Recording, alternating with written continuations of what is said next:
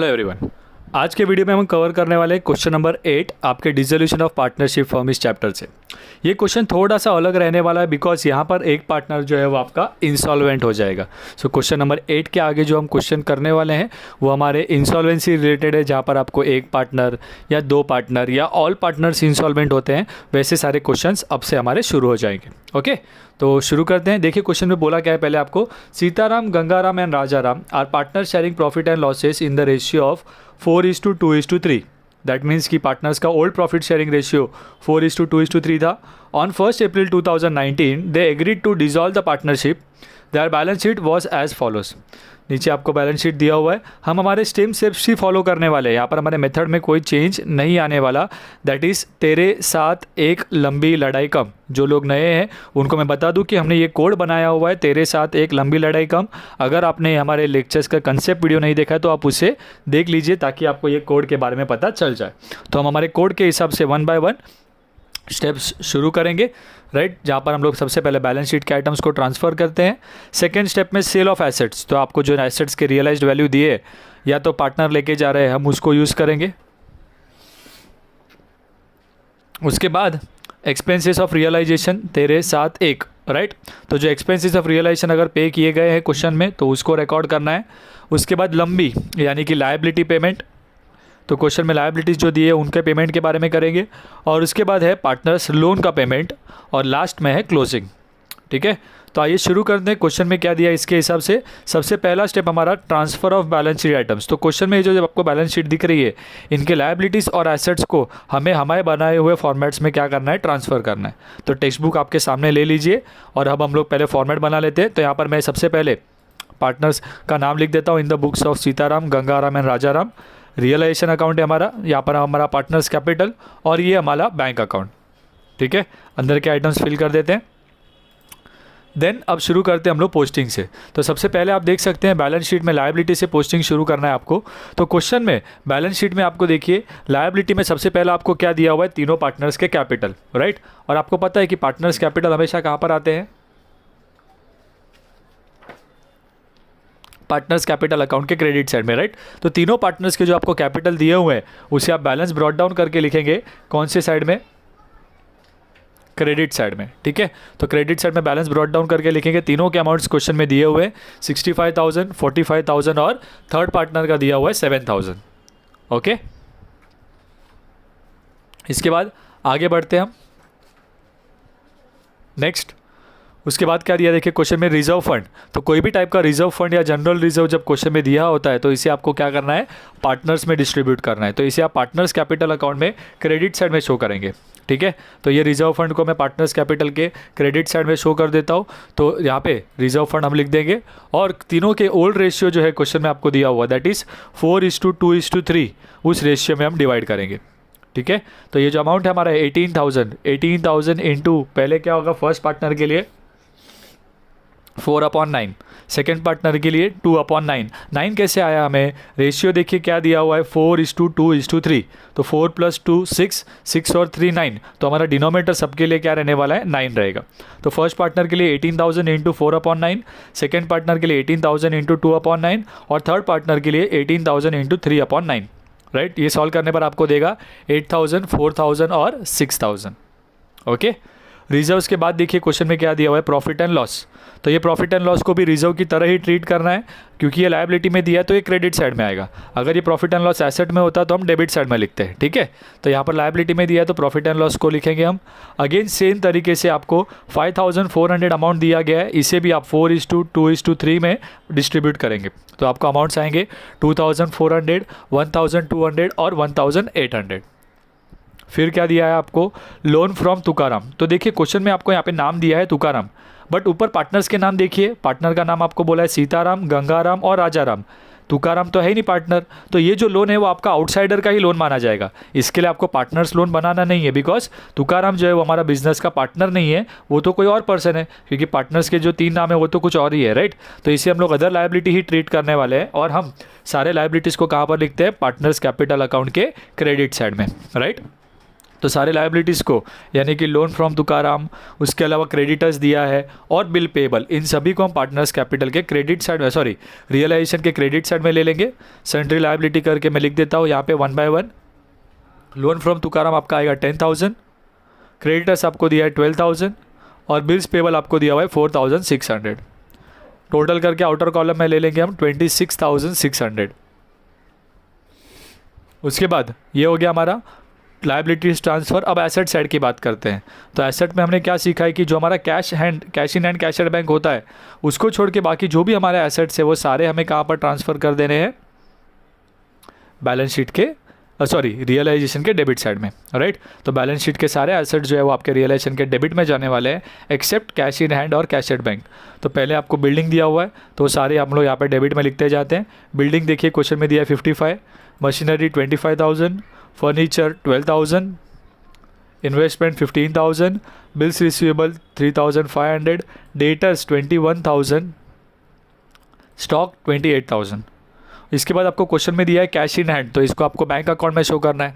तो इसके लिए हम लोग इसका पहले टोटल ले लेते हैं। ये तो सारी चीज़ों का टोटल करने पर आपको मिल जाएगा 1,59,500।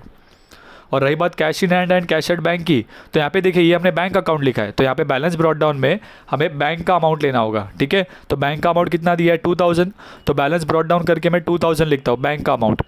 और कैश इन हैंड को भी आपको यहीं पर शो करना है, तो वहाँ पे आप 2 कैश करके लिखेंगे उसे, कितना अमाउंट दिया हुआ है 5,500। अगर आप यहाँ पे कैश अकाउंट लिखते हो तो फिर आपको क्या करना है, यहाँ पे बैलेंस ब्रॉट डाउन में आप कैश लिखिए और नीचे 2 बैंक करके लिखिए, ओके।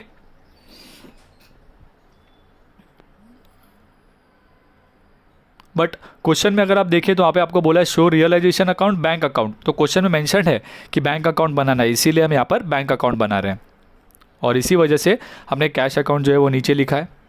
इसके बाद नेक्स्ट ये हमारा फर्स्ट स्टेप कंप्लीट हो गया, that is transfer of balance sheet items. अब नेक्स्ट स्टेप है हमारा सेकंड, सेल ऑफ एसेट्स और टेकन ओवर बाय पार्टनर, यानी कि जो भी एसेट्स सेल हुए हैं उन्हें हम रियलाइजेशन के क्रेडिट में शो करने वाले हैं, या तो पार्टनर लेकर गया होगा वो भी क्रेडिट में ही शो होगा, राइट। तो शुरू करते हैं। सबसे पहला देखिए आपको 1 बाय 1 बैलेंस शीट के नीचे आपको सारे एसेट्स के वैल्यू दिए हुए वो सारे आपको यहाँ पर लेने। तो देखिए बैलेंस शीट में नीचे आपको उन्होंने बोला है द एसेट्स रियलाइज्ड बिल्डिंग 46,750, तो यहाँ पे लिखते हैं हम लोग बाय बैंक, और 1 बाय 1 कौन सा एसेट का कितना पैसा आया वो लिख देते हैं। तो बिल्डिंग से आया है आपको 46,750। सेकेंड आपको क्वेश्चन में दिया है machinery 18,550, furniture 9,600, investment 10,650, bills receivable, right, और डेटर्स दोनों मिलाकर यहाँ पर आ रहा है, राइट, एक अलग अलग नहीं दिए, तो हम टोटल लिखते हैं बिल्स रिसीवेबल और सन्ड्री डेटर साथ में मिलाकर कितना आ रहा है 20,750, ओके। फिर आगे वो कह रहे हैं क्वेश्चन में all liabilities were paid of, ठीक है। तो अब यहाँ पे आप देख सकते हो कि क्वेश्चन में स्टॉक के बारे में तो कुछ बोला ही नहीं है, बिकॉज देखिए यहाँ पे एसेट में स्टॉक भी था, बट यहाँ पे तो आपको नीचे एडजस्टमेंट में स्टॉक के बारे में कुछ बोला ही नहीं है। तो यहाँ पर हम अज्यूम करते हैं कि एसेट के बारे में जब कोई इन्फॉर्मेशन नहीं दिया है तो हमें उसे कुछ नहीं करना है, हम अज्यूम करते हैं कि स्टॉक का 0 वैल्यू रियलाइज हुआ होगा, राइट, इसीलिए हम स्टॉक के बारे में कुछ लिखेंगे नहीं। तो आपको ये चीज़ याद रखनी है कि एसेट के बारे में अगर कुछ नहीं बोला है तो आप कुछ नहीं करेंगे, बट एसेट के बारे में अगर कुछ नहीं बोला है तो उसको, सॉरी लायबिलिटी के बारे में अगर कुछ नहीं बोला है तो उसको आपको पे करना ही पड़ेगा, ओके। तो यह हो गया हमारे सारे एसेट सेल होकर टोटल कितना वैल्यू आया है वो तो लिख देते हैं हम लोग, राइट। तो टोटल करने पर आएगा हमें 1,06,300। ये पैसे हमें मिले हैं तो बैंक अकाउंट के डेबिट साइड में लिख देते हैं हम लोग टू रियलाइजेशन 1,06,300, ओके। फिर आगे क्या बोला है अभी सेकंड, इसके बाद हमारा स्टेप क्या होता है, सेल ऑफ एसेट हो गया यहाँ पर, तो तेरे साथ हो गया। नेक्स्ट है एक यानी कि एक्सपेंसेस ऑफ रियलाइजेशन। अब क्वेश्चन में आपको एक्सपेंसेस ऑफ रियलाइजेशन देखिए आगे बोला है all the liabilities were paid off, उसके बाद आगे बोला the cost of realisation was 800, मतलब ये आपका रियलाइजेशन एक्सपेंस है, तो इसे आपको रियलाइजेशन के डेबिट में शो करना है, टू बैंक करके रियलाइजेशन एक्सपेंसेस है आपके 800 और इसे बैंक के क्रेडिट में शो करेंगे आप बाय रियलाइजेशन 800, ठीक है। तो तेरे साथ एक हो गया। अब नेक्स्ट है लंबी यानी लायबिलिटी पेमेंट। अब क्वेश्चन में उन्होंने लायबिलिटी के बारे में पहले ही बोल दिया, right, all liabilities were paid of, second line में बोला है, इसका मतलब ये सारे लायबिलिटीज़ को आपको पे करना है, बट इनके वैल्यूज़ के बारे में कुछ नहीं बोला है, तो हम अज्यूम करेंगे कि ये सेम वैल्यू पर ही पे करेंगे, ओके। तो हम लोग यहाँ पे टू बैंक करके लिखते हैं और जो वैल्यू दिया है उसी पर पे कर देंगे, बिकॉज आपको लायबिलिटीज़ का कोई भी वैल्यू नया दिया नहीं है, ठीक है। सो लोन फ्रॉम तुकाराम 10,000, क्रेडिटर्स 12,000 और बिल्स पेबल 4,600, टोटल सेम आ जाएगा 26,600 और हमने ये पे किया है तो हमें बैंक के क्रेडिट में शो करना होगा बाय रियलाइजेशन करके 26,600। तो यहाँ पे हमारा तेरे साथ एक लंबी हो गई। नेक्स्ट है लड़ाई यानी कि लोन पेमेंट। तो क्वेश्चन में पार्टनर का लोन तो है ही नहीं, क्वेश्चन में हमारे 3 पार्टनर थे राइट, इनमें से किसी का भी लोन अकाउंट था ही नहीं, तो हमें वो स्टेप करने की ज़रूरत नहीं है।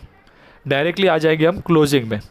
तो अभी क्लोजिंग में यहाँ पे थोड़ा सा मेथड चेंज हो जाएगा। जनरली हम लोग क्या करते थे, रियलाइजेशन क्लोज करके पार्टनर्स में ट्रांसफ़र करते थे, पार्टनर्स को क्लोज करके बैंक में, और बैंक टैली होता था। यहाँ पर भी बैंक टैली होगा बट पार्टनर्स कैपिटल में यहाँ पर थोड़ा सा स्टेप क्या हो जाएगा, चेंज। क्यों चेंज अभी आपको पता चलेगा। देखिए क्वेश्चन के एंड में देखिए उन्होंने आपको बोला है राजाराम बिकेम बैंकरप्ट। बैंकरप्ट मतलब उनका दिवाला निकल गया, कंगाल हो गए, उनकी लायबिलिटीज़ बढ़ गई, एसेट्स कम है right. And 1,100 only was recovered from his state. मतलब यहाँ पर एक पार्टनर इंसॉल्वेंट हो जा रहा है, बैंकरप्ट हो जा रहा है, जिसकी वजह से डिसोल्यूशन हो रहा है, और उसके प्राइवेट स्टेट से यानी कि एसेट्स को सारे सेल करने के बाद कितना पैसा हम निकाल पाए, 1,100 ही रिकवर हो पाया है। तो बाकी का जो नुकसान है उसके अकाउंट का, वो हमें क्या करना होगा, बाकी जो पार्टनर्स बचे हुए हैं उनको शेयर करना होगा। तो वो कैसे करते हैं वो मैं आपको यहाँ पे पार्टनर्स कैपिटल क्लोज करते समय बताऊंगा। तो पहले हम लोग रियलाइजेशन अकाउंट को नॉर्मल तरीके से ही क्लोज करने वाले हैं, जैसे हम हमेशा करते हैं। पहले डेबिट का टोटल ले लीजिए, फिर क्रेडिट का टोटल लीजिए। डेबिट का टोटल आपको ज़्यादा मिलेगा यहाँ पर 1,86,900। उसमें से मैं क्रेडिट का टोटल माइनस करता हूँ तो मुझे यहाँ पे बैलेंस आ जाएगा 54,000। इस 54,000 को तीनों पार्टनर्स में ओल्ड रेशियो में डिस्ट्रीब्यूट कर दिया जाएगा। तो सीताराम राइट, गंगाराम और राजाराम का 24,000, 12,000 और 18,000 ये उनके रेशियो के हिसाब से, दैट इज़ 4:2:3 के हिसाब से ये अमाउंट्स आ गए। ओके, अब ये अमाउंट को हम लोग पार्टनर्स में क्रेडिट साइड में लिख देते हैं पहले, बिकॉज यहाँ डेबिट में लिखेंगे बिकॉज यहाँ पे क्रेडिट में आया है, तो वो अपोजिट साइड में जाएगा। तो नेक्स्ट अकाउंट में पार्टनर्स कैपिटल में वो डेबिट में आ जाएगा, टू रियलाइजेशन करके 24, 12 और 18। ठीक है, अब हम लोग नॉर्मल सम्स में क्या करते हैं कि पार्टनर्स कैपिटल को 1 बाय 1 क्लोज करके बैंक लिखते हैं, बट यहाँ पर आपको बैंक नहीं लिखना है। यहाँ पर उन्होंने क्वेश्चन में आपको क्या बोला है कि एक पार्टनर इंसॉल्वेंट हुआ है, तो पहले उसका हम लोग स्टेप करते हैं और फिर बैंक वाला देखेंगे। ओके, तो यहाँ पे उन्होंने क्या बोला, कौन सा पार्टनर इंसॉल्वेंट हुआ है, राजाराम। तो जो पार्टनर आपका इंसॉल्वेंट या बैंकरप्ट होता है उसका अकाउंट आपको पहले क्लोज करना है। ठीक है, तो हम राजाराम का अकाउंट टोटल पहले करेंगे, लेकिन इसके पहले उसके प्राइवेट स्टेट से यानी कि उनके एसेट्स को सेल करके कुछ पैसा रिकवर हुआ है क्या, वो हमें चेक करना है। तो क्वेश्चन में उन्होंने दिया है कितने पैसे मिले हमें, 1,100, हमें मतलब बिजनेस को, तो ये पैसे मिले हैं हमें, तो बैंक के डेबिट में आएगा और उस पार्टनर के क्रेडिट में आएगा ये चीज़। तो हम लोग राजाराम के क्रेडिट में लिखेंगे बाय बैंक करके, कितना पैसा मिला उनसे, 1,100 राइट, तो वो लिख देते हैं उनके कॉलम में। और इसका सेकंड इफेक्ट हम बैंक के डेबिट साइड में लिखेंगे, टू राजाराम कैपिटल 1,800। तो जो भी पार्टनर इंसॉल्वेंट या आपका बैंकरप्ट होता है, पार्टनर्स कैपिटल क्लोज करते समय उसका अकाउंट पहले टैली करोगे। और रूल क्या है कि उसका अकाउंट टोटल करने के बाद जो भी बैलेंस आएगा उस बैलेंस को बाकी दोनों जो पार्टनर्स है उनके बीच शेयर किया जाएगा, बट उसके पहले जितने पैसे आप उससे रिकवर कर सकते हो वो पहले आप कर लेते हो। ठीक है, तो हमने 1,100 रिकवर किया, तो अभी बैलेंस कितना आता है तो ये हमें फाइंड करना होगा। तो इसे आपको वर्किंग नोट से शो करना होगा कि कितना उसका डेफिशिएंसी है। डेफिशिएंसी का मतलब कमी, कि पार्टनर्स को ये जो पार्टनर है राजाराम ये बैंकरप्ट हो गया राइट, तो इसके पास पैसे की कमी होने वाली है, तो कितना पैसा कम पड़ रहा है वो हमें फाइंड करना होगा। तो इसके लिए हम वर्किंग नोट बनाएंगे यहाँ पर राइट। तो पहला हम लोग ये वर्किंग नोट का हेडिंग डालते हैं, कैपिटल डेफिशिएंसी ऑफ राजाराम। शुरू कैसे करेंगे इसमें, सबसे पहला आप उसका डेबिट बैलेंस लोगे, दैट मीन्स उसके डेबिट साइड का टोटल 18,000। उसके बाद क्रेडिट बैलेंस यानी कि उसका जो क्रेडिट साइड का टोटल है वो ले लीजिए, बट वो आपके बैंक अकाउंट के पहले, ये जो पैसा उससे रिकवर हुआ है उसके पहले का टोटल लेना है आपको, जो आपको कितना देगा 14,800। जब इन दोनों को माइनस करते हो, ये फिक्स फॉर्मेट है, पहले डेबिट बैलेंस लेना है, उसमें से क्रेडिट माइनस करेंगे तो आपको मिलेगा नेट डेबिट बैलेंस, जिससे यहाँ पे 3,200 मिला है। बट ये 3,200 में से हमने 1,100 तो उनसे लिया, तो उतना हमें रिसीव हुआ है तो हम माइनस कर देंगे। तो जितना पैसा उनसे रिसीव किया वो माइनस किया जाएगा, दैट इज़ 1,100। और ये माइनस करने के बाद हमें एक्चुअल में उसके पास कितने पैसे की शॉर्टेज हो रही है वो मिलेगा। तो माइनस करने पर ही हमें पता चल रहा है कैपिटल डेफिशिएंसी कितना हो रहा है इनका, 2,100। मतलब राजाराम जो है ये पार्टनर बैंकरप्ट हो जाने की वजह से बिजनेस में उनको 2100 रुपीज़ देना है, बट वो दे नहीं पाएंगे बिकॉज वो बैंकरप्ट हो चुके हैं। तो ये जो लॉस है, ये जो नुकसान है, ये बाकी दोनों जो पार्टनर्स है उनको आपस में शेयर करना होगा उनके प्रॉफिट शेयरिंग रेशियो में। तो अभी हमारा रेशियो क्वेश्चन के हिसाब से कैसा था, 4, 2 और 3, राइट, 4, 2, 3। तो अभी ये 3 वाला तो इंस्टॉलमेंट हो गया है, तो ये जो भी नुकसान हुआ है ये आपस में इनका वैल्यू क्या था, 4 और 2 ना, तो 4:2 में वो क्या करेंगे, शेयर करेंगे। तो 2100 को मुझे सीताराम और गंगाराम जो सॉल्वेंट पार्टनर्स है उनके बीच 4:2 में बांटना है, ठीक है। तो यहाँ पे जो बैलेंस आने वाला है वो हमारा 2100 आएगा, बट मैं इसको 2 पार्ट करके लिखूंगा। जो हमारे 2 सॉल्वेंट पार्टनर्स है उसके इसमें बांट के, सीताराम और गंगाराम के बीच बांट कर लिखूंगा। तो यहाँ पे पहले मैं लिखता हूँ 2 सीताराम, राइट, 2100 इंटू 4/6, राइट, कितना आ जाएगा वो आपको 1400। और गंगाराम का वैसे आप करोगे, राइट, 2100 इंटू 2/6, तो वो आपको कितना मिल जाएगा, 700। ओके, अब ये करने के बाद आपको 1 बाय 1 क्या करना है, अकाउंट क्लोज करना है। लेकिन इसके पहले ये जो आपने लिखा है इसका सेकंड इफेक्ट आपको शो करना होगा उन पार्टनर्स के अकाउंट में। यहाँ पे आपने राजाराम के इसमें लिखा ना सीताराम, तो इसका सेकंड इफेक्ट जो है वो सीताराम के अकाउंट में डेबिट में शो होगा। ये हमेशा आपको याद रखना है, जब भी वो पार्टनर इंसॉल्वेंट हुआ उसका बैलेंस जो आप निकाल रहे हो उसे बाकी पार्टनर्स के डेबिट में भी शो करना है। तो यहाँ पे डेबिट में हम लिखेंगे राजाराम, तो सीताराम ने कितना दिया है, 1400 दिया है, और गंगाराम ने कितना दिया, 700 रुपये दिए, ये नुकसान जो हुआ है उसका। क्लियर है ये चीज़। तो यहाँ पर एक पार्टनर इंसॉल्वेंट होने की वजह से वो पैसे नहीं ला पाता, और ये नुकसान बाकी जो पार्टनर्स है वो आपस में शेयर कर रहे हैं, ठीक है। अब ये होने के बाद हम लोग 1 बाय 1 सीताराम और गंगाराम का अकाउंट क्लोज करते हैं। तो हम देख पाएंगे कि सीताराम का क्रेडिट साइड का अमाउंट ज़्यादा है, तो उसे हम दोनों जगह पे लिख देंगे 75,400। बट यहाँ पे आप देख पाओगे कि राजाराम का अकाउंट आपका टोटल टैली हो चुका रहेगा। ओके, अब हमें खाली इन दोनों का ही अकाउंट क्लोज करना है, और उनको हम नॉर्मल तरीके से ही क्लोज करके बैंक लिखकर बैंक में ट्रांसफ़र करेंगे, ठीक है। तो पहले सीताराम का अकाउंट क्लोज करेंगे तो उसका टोटल आएगा आपको क्रेडिट साइड का 75,400। तो यहाँ पे आपको डेबिट पे बैलेंस मिलेगा, तो 75,400 में से ये 2 माइनस करोगे आप, दैट इज़ 25,400, तो आपको बैलेंस आ जाएगा 50,000। उसके बाद वैसे ही आप गंगाराम का क्लोज कीजिए तो क्रेडिट साइड में आपका टोटल ज़्यादा आएगा 50,200, उसमें से मैं ये 2 माइनस करता हूँ तो मुझे बैलेंस मिल जाएगा 37,500। और ये दोनों बैलेंसेस को हम बैंक के क्रेडिट साइड में लिखेंगे तो 2 सीताराम कितना आ जाएगा 50,000, और 2 गंगाराम कितना आ जाएगा 37,500। ओके, ये लेने के बाद हम लोग क्या करेंगे, बैंक अकाउंट का टोटल करेंगे, और ये हमारा टैली होना चाहिए। यहाँ पर हमारा अमाउंट होगा 1,14,900। क्लियर है।